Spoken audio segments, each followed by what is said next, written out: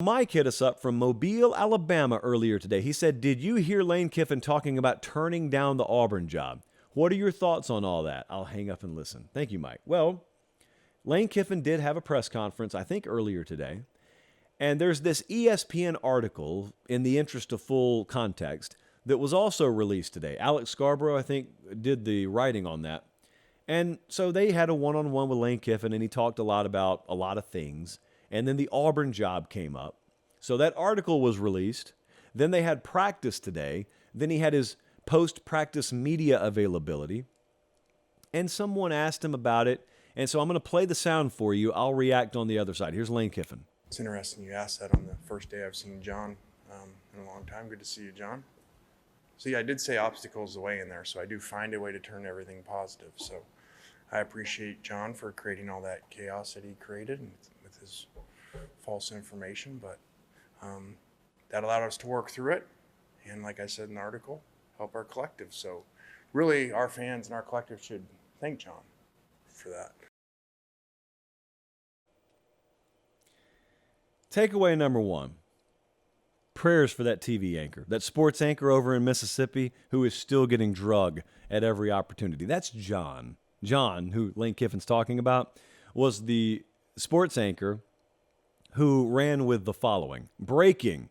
This is November 21st last year. Breaking. Ole Miss head coach Lane Kiffin plans to step down as the Rebels coach Friday and head to Auburn to become the Tigers' next head coach, according to sources. Sources say the Tigers haven't officially offered the job to anyone yet, so Lane to Auburn is happening. Story soon. That was retweeted by Lane Kiffin that same day, and he said, "That's news to me, John. Nice sources." Lane Kiffin has not forgotten, and he has continued to call that dude out. Personally, I think one day they will make amends, and John will end up co-authoring a book with Lane Kiffin. But that's for another day. Right now, it's still Drag John season. DJS, as they call it in Oxford. That's takeaway number one. Takeaway number two, as it relates to takeaway number one, this is why you never speak definitively about a fluid situation. Because here's the fact of the matter. John was probably right until he wasn't. It's like predicting a 5-star recruit to commit to Missouri. The kid calls me the night before and says, "I'm committing to Missouri." If I then go on Twitter and say, "I've got it on good authority that Caleb 5-star is going to Missouri. You can mark it down." I'm right until he changes his mind in the morning. Then I'm not right. Lane Kiffin was going to Auburn. He's all but admitted that. Lane Kiffin was going to Auburn. Then he wasn't. We don't really need to rehash it all. There are no shortage of theories as to what mattered and what made him change his mind. I guess this is as good a time as any. I was at the Kentucky-Ole Miss game last year when all this was starting to heat up. I was at the Kentucky-Ole Miss game, and Jimmy Sexton was there. That is Lane Kiffin's agent. Sexton was there. That's not uncommon. Jimmy Sexton is at a game pretty much every Saturday. But I remember afterwards, I remember listening to him talk. I was within earshot. I've not shared this story. I was within earshot. I could hear exactly what they were saying. I knew, obviously, that Lane Kiffin was very interested in that Auburn job. I also know they knew to keep an eye on Hugh Freeze. Both of them knew to keep a very close eye on Hugh Freeze. Dare I even say at the time, they were probably rooting for Hugh Freeze and Liberty to drop a few games so his stock would plummet. So yes, this was absolutely in play. This is not a mystery to anyone at this point. And he had probably even decided, "I'm going to take the job." And then he didn't take the job. So you could have been both right and wrong. And our dear friend John probably was. Don't speak definitively. Don't say it's done. It's never done until you see Lane Kiffin with that Auburn backdrop at a podium in Lee County, Alabama at his introductory press conference. Then it's done. And only then is it done. Takeaway number 3, Ole Miss people kind of get it. Ole Miss folks, if you haven't been paying attention, there are a few fan bases who understand their place in the college football world as good as Ole Miss folks right now. I don't mean they are happy about this. I don't mean when the head coach at their program was openly refusing to turn down rumors that he was going to another program in their own division. I don't mean they were happy about it, but they understood it at least.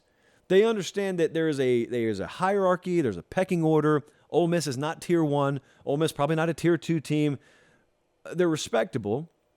But did you notice what Lane Kiffin said? Lane Kiffin said, "Oh, we've got John to thank for me still being here." No, that's not what he said. That's what people will remember because it was really jokey, ha-ha. Double pen tap there. Lane Kiffin said something else. He said, "We used that, and we got our collective in high gear," and they did. The NIL infrastructure at Ole Miss now is way better than it was last year. In some ways, internally, I would say they have some innovation about themselves. In terms of developing a true market value on players, they're really good. I have knowledge of some of the stuff they're doing over there. Really good. Would that have happened if those Auburn rumors didn't persist? We just had James Franklin on the show Tuesday night, and he pretty much told you when my name is up for another job, I use that to leverage against our university to get things I want. That is not a mystery. It's just rare to have the head coaches actually openly tell you that. Well, with Lane Kiffin knows they're not about to out-recruit Alabama. What they can do is they can cherry pick out of the portal, but they have to be able to fit the NIL bill in order to do it, and now they're in a much better position because they felt the heat in Oxford, and they did the only thing that you can do. If you don't like it, if you don't like fearing losing your head coach, you can make him as happy as possible. And in this case, it means investing more money into a collective so they can go get better players. It's pretty simple. The last takeaway, and this is the one that I want you to remember because I won't really be able to revisit this one from a little while. Lane Kiffin wants that Alabama job one day.